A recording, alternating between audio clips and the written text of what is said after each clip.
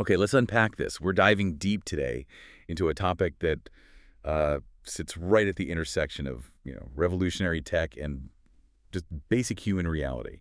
What happens to your Bitcoin, your digital wealth, if something happens to you? It really is the critical question, isn't it? Often uncomfortable, but one Bitcoin holders really have to face. Bitcoin gives you this true self-sovereignty. You're your own bank. Right. But that power comes with, well, full responsibility. Unlike your bank account or stocks, control of Bitcoin is solely about having those private keys. And this guide you shared, it lays it out pretty starkly. The core problem is if those keys aren't managed with inheritance in mind, that wealth can just vanish, permanently, irretrievably lost. Poof. Exactly.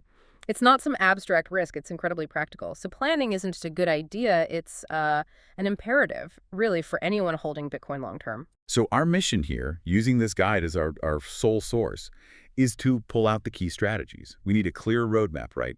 How to secure Bitcoin now and make sure it can actually be passed on safely, accessibly, so your beneficiaries aren't just left guessing. Yeah, left in the dark with potentially inaccessible funds. That's the nightmare scenario. All right, let's build this from the ground up then. Foundational strategies first.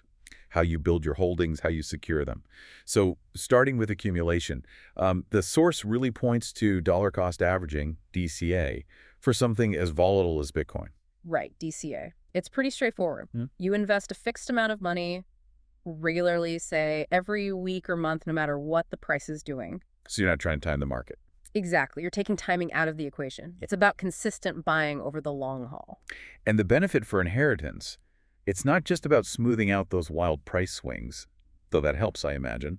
It definitely helps hedge volatility. The guide mentioned, 46% see it that way? No. But the deeper thing, especially for legacy, is that DCA fosters disciplined accumulation. It builds that steady habit. Ah, okay, discipline. Yeah, and it creates this potentially clearer history of your purchases over time. Might make it easier for an executor later to track things like cost basis. Plus, it removes emotion, it's accessible, you can start small. The guide says 59% use it as their main strategy. Interesting. So the way you build it actually helps them down the line. It can, yeah. That orderly growth, the documentation, of course, there are small downsides. Transaction fees can add up over time, and you might miss out on maximum gains if there's a sudden huge spike compared to a lump sum buy. Right. But for that steady, long-term build aimed at eventually passing it on, that discipline and potential traceability, that's really valuable. Okay, so you've got the Bitcoin. Now, custody, this is where it gets really different from, traditional money. Your wallet doesn't hold the Bitcoin itself. Correct. It holds the private keys, the keys that prove ownership and let you spend the Bitcoin on the network. Control the keys, you control the Bitcoin. Okay. Simple as that, fundamentally. And you basically have two main options here, custodial or non-custodial. That's right. Custodial means a third party, like an exchange, maybe a Bitcoin bank holds the keys for you. Non-custodial means you hold the keys. You are your own bank. Custodial sounds easier, definitely less technical hassle. Why wouldn't you just do that, especially thinking about making it simple for heirs? Well, it is simpler on the surface for everyday use, sure. The custodian handles security updates, backups, all that tech stuff. And this is the absolute crux of it for inheritance, for assets meant to bypass the old system. Custodial brings back all those third-party risks Bitcoin was designed to eliminate. The classic. Not your keys, not your coins. It's more than just a saying when we're talking about inheritance. It's a potential point of failure. You're trusting that company won't get hacked, won't go bankrupt, won't freeze your account, or limit withdrawals, maybe decades from now. Right, relying on their security, their solvency. Exactly. For long-term wealth preservation, for passing assets directly to heirs without intermediaries, those counterparty risks, they're often seen as unacceptable. It kind of undermines the whole point of Bitcoin for some people. So non-custodial, being your own bank, is generally the recommended way for legacy planning, even with the extra responsibility. Generally, yes. That responsibility is significant. If you lose your keys, the Bitcoin is gone forever. But that's the trade-off for true self-sovereignty and ensuring your assets aren't vulnerable to a third party failing before your heirs get them. Okay. And within non-custodial, the guide really emphasizes hardware wallets. Calls them the gold standard, especially if you have a decent amount. Absolutely. A hardware wallet is basically a small, specialized, secure device. Think of it like a little vault for your private keys. Often looks like a USB stick. Its main job, keep those keys offline. Completely offline, so they never touch the internet. That's the core security advantage. When you want to send Bitcoin, you connect the device, maybe via USB or Bluetooth, but the private key itself never leaves that hardware wallet. How does that work? The transaction details get sent to the device. Hmm. You look at the little screen on the wallet, you confirm the address and amount are correct right there on the device itself. Then the device signs the transaction internally using the offline key. Only the signed, finalized transaction gets sent back to your computer or phone to be broadcast to the network. Okay, so it's like this isolated signing chamber. That makes sense. How does that compare to just using a software wallet app on my phone or computer? Software wallets or hot wallets store your keys directly on your internet-connected device, your phone, your laptop. That makes them inherently more vulnerable to malware, phishing, remote attacks. Because the keys are online. Right. Hardware wallets offer very high security because the keys stay offline. They're a bit less convenient, obviously, and they cost money, maybe $50 to $200 or more. They're really best for holding larger amounts long-term, what we call cold storage. And software wallets. Software wallets are usually free, very convenient for quick access or smaller amounts you might spend regularly. Hot wallets. Security is moderate, depends heavily on your device security. But the key difference, the crucial insight for security and inheritance is hardware wallet keys never touch the internet. Software wallet keys do. It's like your checking account versus your savings vault. That's a great analogy. Checking account is the software wallet, convenient for spending. Savings vault is the hardware wallet for secure long-term storage. And for inheritance, for passing on significant value, you absolutely want that vault-level security. Okay, makes sense. But that vault is only secure if you protect the master key, right?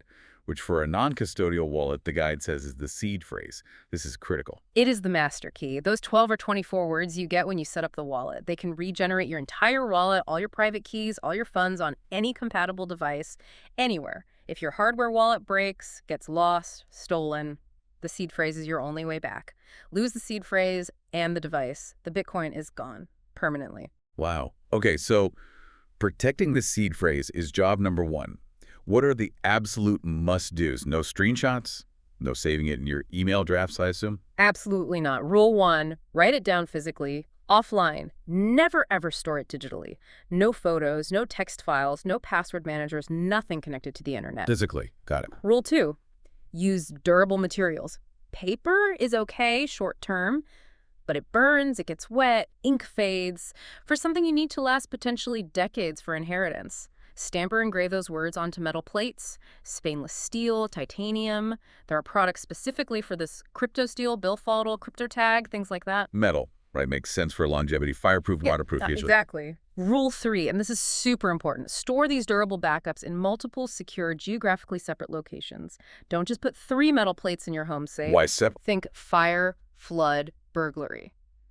If your house is compromised, you don't want all your backups gone. Maybe one in a very good home safe, one in a bank deposit box, perhaps one stored carefully with a very trusted person or legal professional, but with strict instructions.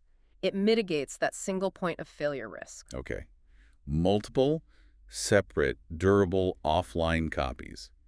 And never share it Unless it's part of a very deliberate, advanced inheritance protocol like Shamir's secret sharing, which we can get into. Otherwise, treat it like the ultimate secret. And crucially, verify it immediately after writing it down. Make sure every word is spelled correctly and in the exact right order. One mistake makes the whole thing useless. The guide also brings up something called a BIP39 passphrase, or the 25th word, an optional layer.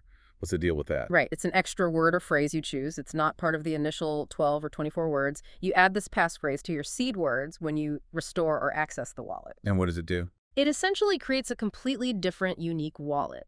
The seed words alone generate one wallet.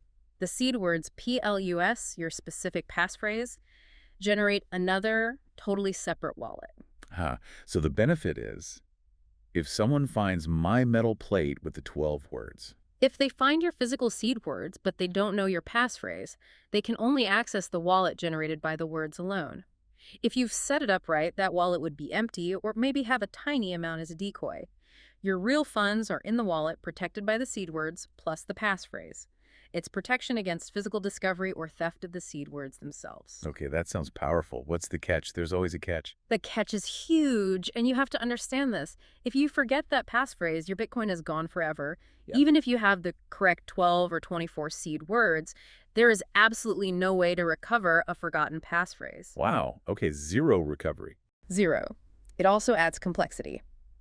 You now have two critical pieces of secret information to secure and manage the seed words and the passphrase. And you have to remember to use the passphrase correctly every time you access that wallet. Entering the wrong one, or none at all, will open the wrong, likely empty wallet, which can cause immense panic. So, high security, but adds another major point of potential failure if you mess up. Needs extreme care. Extreme care is an understatement. It's not for everyone. Okay, so meticulous seed phrase management, maybe with a very, very carefully managed passphrase, is the foundation of self-custody for inheritance. But what if you want to distribute control, maybe avoid having everything rely on one person finding one set of instructions? This gets us into more advanced stuff, right? Exactly. Moving beyond single points of failure or single points of control, the first big one here is multi-signature wallets, or multi-sig. Right, I've heard of this. It needs more than one key to approve a transaction. Like 2 out of 3 keys have to sign off. Precisely. You set up a wallet controlled by, say, 3 separate private keys held by different people or in different places, and you configure it so that, for instance, any 2 of those 3 keys are required to authorize spending the funds. Okay, so no single key can control everything. That's the core insight for inheritance. It creates collaborative custody. No single person can unilaterally move the funds, and no single lost key means the funds are lost.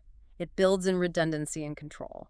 How would that work in a practical inheritance setup? A very common setup, mentioned in the guide, is a 2 of 3 multisig. The owner holds 1 key. The intended heir, or maybe a trust, holds the 2nd key, and a trusted third party holds the 3rd key. Who's the third party? Could be a specialized Bitcoin custody service. Companies like Casa or Unchained Capital offer these kinds of inheritance-focused multisig setups. Or it could potentially be an estate lawyer or another trusted entity. So after the owner passes, the heir needs to cooperate with the third party to access the funds. They can't just run off with it. Exactly. The heir uses their key, the third party uses theirs, and together they meet the 2 of 3 requirement. This prevents premature access, it adds a layer of oversight or process, and it provides backup. If the heir somehow loses their key, the executor, handling the owner's key, and the third party can still recover the funds. That sounds much more robust, actually. Yeah. A good balance. What are the downsides? Well, it's definitely more complex to set up and manage than a standard single signature wallet. If you use a service for that third key, you are placing some trust in that service provider, not that they can steal the funds alone, but you rely on them being operational to help facilitate the transfer later. And of course, all the key holders still need to manage their individual keys securely. But for significant amounts, aiming for a clear, controlled inheritance process, it seems like a strong contender. It's often considered a very strong solution, yeah. It directly addresses many of the single point of failure risks. Okay. The guide also mentions another advanced technique, Shamir's secret sharing, or SSS. This sounds even more complex. It is, conceptually. SSS isn't about multiple keys controlling a transaction like multisig.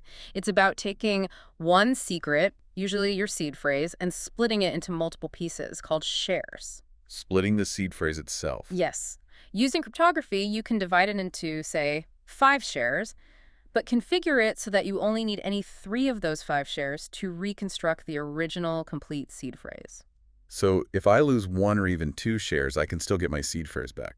Correct. That's the major advantage. Enhanced redundancy and security for your backup. You can distribute these shares to different people or secure locations. Losing some doesn't mean catastrophe. And crucially, holding just 1 or 2 shares reveals absolutely nothing about the original seed phrase. They're useless on their own. Okay, that sounds incredibly secure for the backup part. It can be, but the complexities are real. Actually, implementing SSS correctly requires technical understanding or trusted tools. Managing all those shares, ensuring the people holding them know what to do, providing clear reconstruction instructions for heirs. It's not trivial. So powerful, but maybe more for the technically savvy user. I'd say it requires significant research and caution before implementing for inheritance. Multisig is arguably more mature and user-friendly in terms of available services right now. Gotcha. Now, the guide also briefly mentions things like time-locked transactions. CLTV, CSV. Yeah. Could you use those to, like, stop heirs getting funds too early? The source brings them up, but immediately flags them as having significant risks for most people doing inheritance planning. Yes, technically you can lock Bitcoin so it's unspendable until a certain future date or block height. But That, it's extremely complex to set up correctly. An error could mean a permanent loss of funds. It's irreversible once broadcast. Future transaction fees years down the line are unpredictable. And critically, it doesn't solve the fundamental problem. The heir still needs the private keys eventually to access the funds after the time lock expires. so it adds complexity without solving the core inheritance access issue. Pretty much. The guide strongly discourages it for general use. Stick to the more established methods. It also briefly mentions social recovery systems. Yeah. What about those? The guide notes they're mostly an Ethereum thing right now, with limited native support in Bitcoin itself. The idea of having guardians who can help you recover access is interesting, but for Bitcoin inheritance, it's not really a mainstream, ready-to-go solution like multisig is becoming. You might see third-party services try to implement something similar, but that adds layers of trust and complexity, and commercial recovery services are totally different. That's a last resort if you've already messed up, not part of proactive planning. Okay, stick to the tried and tested for now. So let's say you've done the hard work, accumulated carefully, chosen secure custody like a hardware wallet, backed up your seed phrase meticulously, maybe even set up multisig. Now, how do you actually structure the plan so your heirs can execute it? The guide looks at this from their perspective, right? Ease versus risk. Exactly. Balancing how easy it is for the heir versus the potential risks involved. The guide really highlights three main paths. First, leaving your Bitcoin on a custodial exchange that allows you to name a beneficiary. Like naming a beneficiary on a bank account. Seems like that would be the absolute easiest for the heir, right? On the surface, yes. The exchange handles the tech side. Once they get proof of death, there's usually a defined legal process for the named beneficiary to claim the assets. Super simple for the heir. But we already know the catch. We do. The massive catch is counterparty risk. You are 100% reliant on that exchange still being around, solvent, secure, and cooperative, potentially decades from now when your heir needs access. It completely reintroduces third-party risk and negates the self-sovereignty aspect of Bitcoin you work to achieve. Highest ease for the heir, perhaps, but also highest risk to the assets themselves potentially vanishing before they get there. Okay, so high ease, high risk. What about the multi-sig with a third-party service option? This often strikes a much better balance, as we discussed. Security is high because of the multiple keys, no single point of failure. It prevents premature access since the heir needs the service provider's key too, and that service provider offers a structured process and assistance, which can be a huge help for a grieving, possibly non-technical heir. What are the downsides there? There are usually ongoing service fees, and you do have some reliance on that provider continuing to exist and operate properly to facilitate the inheritance process. But they can't steal the funds alone, so the asset risk is much, much lower than with a pure custodian. A good middle ground, potentially. And the third option, full self-custody with direct information transfer. So you managed everything yourself and just leave detailed instructions. Right. This gives you maximum sovereignty and control now. No ongoing fees. But the guide is extremely clear. This approach carries the highest risk of permanent fund loss if your heir doesn't execute the instructions perfectly. Why so risky for the heir? Think about it. Your heir is likely grieving, stressed, probably unfamiliar with crypto security practices. They could easily misunderstand instructions, download scam software when trying to restore a wallet, accidentally expose the seed phrase online, get phished. The potential for catastrophic error is huge. Plus, if you give them all the info up front, like where the seed phrase is hidden. Exactly. That creates security risks for them while you're still alive, maybe risks of premature access or coercion. There's also the risk that the technology changes and your instructions become obsolete. So it seems like the ease for the heir is almost inversely related to the effort and careful planning done by the owner beforehand. That's a perfect way to put it. Your diligence now directly impacts their experience and the safety of the assets later. And no matter which technical strategy you choose, custodial, multi-sig, self-custody, there's one document the guide says is absolutely non-negotiable. The letter of instruction. The letter of instruction. This is the roadmap for your heirs. Why does it need to be separate from your legal will? Your will legally determines who inherits the assets. This letter explains how they actually access those Bitcoin assets, technically and operationally. You generally don't want super sensitive technical details like locations of keys or backup phrases, and a potentially public probate document like a will. Plus, your Bitcoin setup might change. You might buy a new hardware wallet, move backups. The letter needs to be a living document you can update easily, more often than you'd update a formal will. And it needs to be written for someone who's maybe grieving and knows zero about crypto. Absolutely. Assume zero prior knowledge. Assume stress and confusion. Simple language, step-by-step instructions, clear warnings. Okay, what are the absolute must-have components in this letter? The guide provides a great checklist. Critically, though, do not write the actual private keys or seed phrases directly in the main body of this letter if it's easily accessible. You don't want someone finding the letter and getting the keys immediately. Right, so tell them where to find the keys or backups, not list the keys themselves in the letter. Precisely. The letter should provide clear, unambiguous instructions on how to securely obtain the necessary secrets. So, components include the purpose, accessing Bitcoin upon death and capacity, clear warnings about irreversibility, scams, a very basic explanation of what Bitcoin is, digital money, keys equals control, and inventory. List all your crypto holdings, exchanges, name, instructions on where to find login info securely, software wallets, app name, device it's on, hardware wallets, make, model, and their physical location. And crucially, the exact physical locations of your seed phrase, backups, metal plates, and safe deposit box, #123 at X Bank, engraved steel card in the hidden compartment of the desk, etc. Be specific. Location, location, location. Got it. What else? Location of any hardware wallet pins may be stored separately from the wallet itself. Location of your BIP39 passphrase, if you used one, definitely stored separately from the seed words. If using Shamir's secret sharing, SSS, list where each share is, who holds it, if applicable, and how many are needed for recovery. For example, need 3 of the 5 shares. Then, detailed step-by-step access instructions for each hoarding type. How to log into Exchange Y, URL, where to find 2FA backup codes. How to use hardware wallet Z, plug it in, open specific software like Sparrow or Electrum, enter PN. Explicit instructions on restoring from seed emphasize extreme caution. Only use trusted software. Ideally, do it offline if possible. For multi-sig, provide contact info for the cosigners or the service provider. And more warnings, I bet. Absolutely paramount.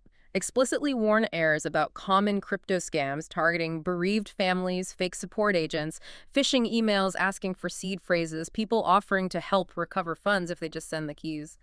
Tell them who they should trust, maybe name a specific tech-savvy friend or family member, or reiterate relying only on the designated executor or attorney. Hammer home the message. Never, ever share seed phrases or private keys online or with anyone who contacts them unsolicited. Makes sense. And finally, tie it into the legal side. Yes. Include contact information for your state attorney and the executor of your will. Clearly state that this letter provides operational instructions and supplements, but does not replace your formal legal will. And very importantly, put the date of the last update on the letter. That serves as a reminder to you to review and update it periodically. Wow. That letter is really the bridge. It translates all this complex tech stuff into an actionable plan for someone who might be completely lost otherwise. It truly is. And building that bridge effectively also involves, ideally, empowering your beneficiaries before anything happens. Carefully, of course. What does that look like? You don't want to give them the keys early. No, definitely not premature access. But you can familiarize them with the concepts. Let them know you hold Bitcoin. Explain briefly what self-custody means. Crucially, tell them that this detailed letter of instruction exists and exactly where they can find it immediately if something happens to you. So they know the plan exists and where to look. Yes. Choosing an executor who is either tech-savvy or at least willing to learn and follow instructions carefully is also hugely beneficial. Maybe you do a very careful, limited walkthrough, show them a hardware wallet interface using a dummy wallet with a tiny amount, explain the idea of a seed phrase without ever revealing yours. It reduces the shock and confusion later. Exactly. Proactive communication, tailored to the person, reduces anxiety, minimizes the chance of errors under duress, and just makes the whole difficult process potentially smoother and safer for them. It's part of that effort the planner puts in now. Right. It's all part of the gift of preparation you're giving them. Okay, we've covered the tech, the strategies, the crucial letter. But as you said, Bitcoin inheritance doesn't happen in a vacuum. It runs smack into the existing legal and tax systems. And this is where things can get really complex and where professional advice is non-negotiable. The guide is very clear. This deep dive is for informational purposes only. It is absolutely not legal or financial advice. You must consult with an estate planning attorney who understands digital assets and the laws in your specific jurisdiction. Why is that lawyer piece so critical? Because your formal will or trust document is what gives legal effect to your wishes. It needs to specifically address digital assets according to your local laws. The letter of instruction tells them how, the will tells them who gets it legally, and gives the executor authority. Inheritance laws vary massively from place to place regarding digital assets. An experienced attorney navigates that. And taxes. I imagine that's another headache. Oh, yeah. It's complex, jurisdiction-specific, and heirs will almost certainly need their own tax professional. Key issues the guide touches on. Is there an inheritance tax when they receive the Bitcoin? Depends entirely on location. What about capital gains tax when they eventually sell or exchange it? That depends on the cost basis. Things like stepped-up basis, rules at death can apply, but it gets complicated with crypto. And the estate itself might owe taxes. Potentially, yes. The executor needs to determine the value of the Bitcoin holdings at the time of death for overall estate valuation and potential estate tax purposes. Getting that valuation right can be tricky, too. So significant tax implications for the heirs down the road. Definitely. And adding another layer of complexity is the fact that the whole regulatory landscape for digital assets is still evolving globally. Legal precedents are limited in many areas. The rules will change over time. So the legal and tax advice needs to be current. Absolutely. Ignoring the legal and tax side of things can lead to family disputes, inability to legally claim the assets, assets getting trapped or lost in legal limbo, or heirs facing unexpected and significant tax bills. The way you custody the assets can also impact how they're treated legally and for tax purposes. Wow. Okay, that really rounds out the picture. The tech, the plan, the letter, and the unavoidable interface with the traditional legal and tax world. It's a lot to manage, but it's manageable with careful planning. So just to recap this whole deep dive based on the guide. Yeah, let's pull it together. We started with the importance of disciplined accumulation, maybe using DCA. Then the absolute core principle, secure self-custody, with hardware wallets being the gold standard for safety, keeping those keys offline. Then we drilled down into securing the master key itself, that seed phrase, using durable offline backups like metal plates stored in multiple geographically separate locations. We also touched on the BIP39 passphrase, powerful extra security, but with that huge risk of permanent loss if forgotten. And the advanced options for distributing control multisig being a really strong contender for inheritance, using multiple keys, and often a third-party service for collaborative custody and redundancy. Shamir's secret sharing is a sophisticated way to back up the seed phrase itself, though complex. And definitely steering clear of things like time locks for most people. Right. Then, choosing the actual inheritance strategy, weighing the risks of custodial, high counterparty risk, versus multisig, good balance, versus full self-custody, high risk of error, if not planned perfectly. Recognizing that the planner's effort directly impacts the heir's ease and safety. And central to any plan, that indispensable letter of instruction. The detailed, clear, step-by-step roadmap for heirs, telling them how to securely access everything, packed with warnings, kept separate from the will, plus the importance of carefully empowering beneficiaries beforehand. And finally, acknowledging you can't ignore the real world. The absolute necessity of getting professional legal and tax advice specific to your situation and jurisdiction to make sure the plan works legally and your heirs aren't burdened unexpectedly. The main takeaway from this guide really feels like the amount of thought, effort, and meticulous planning you put in now. That is the true gift you give your beneficiaries. That's what makes this complex process manageable, secure, and clear for them during a difficult time. Absolutely. And it's not a set it and forget it thing either. Securing a digital legacy needs ongoing attention. You need to review your plan, your backups, your letter, maybe every year or two, or whenever your situation or the technology changes significantly. It makes you think, doesn't it? This whole deep dive, prompted by the guide, if securing something as unique and technical as Bitcoin properly requires this much deliberate thought, metal plates, multiple locations, complex letters, specialized lawyers, what does that suggest about how we should be planning for all our assets, especially digital ones, in this day and age? What does control truly mean when planning for the future? That's a fascinating question to ponder, a lot to consider indeed. Definitely a really crucial deep dive into a topic that's only going to become more important.